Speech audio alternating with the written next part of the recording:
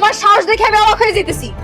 মানলাম একটা সময় তুমি আমার ভালোবাসার মানুষ ছিলা, আর এখন আমার বড়লোক বাড়িতে বিয়ে হয়েছে, আর তুমি কিনা আমার শ্বশুর বাড়িতে আইছো ভিক্ষার হাত বাড়াইতে।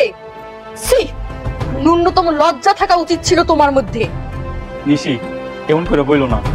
আমি তোমার কাছে নিরুপায়ে আইছি। জানো নিশি, আজকে আমার ছোট ভাইটা বাড়ি থেকে লাগালাগি করে চলে গেছে।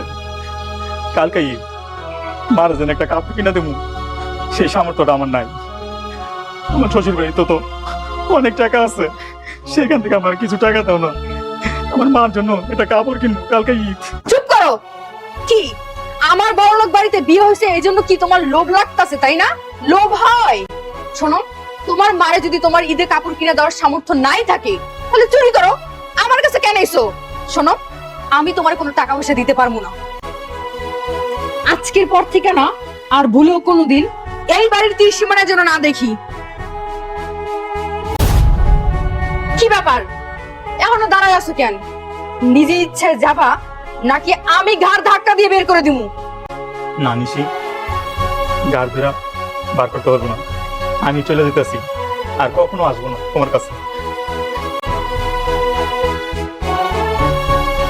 দাঁড়ান, এই লোকটা বের হয়ে গেলে গেটটা ভালো করে লাগাইয়া দাও, আর কোনো অকিন্নি ফকিন্নি যেন এই বাড়িতে পা দিতে না পারে।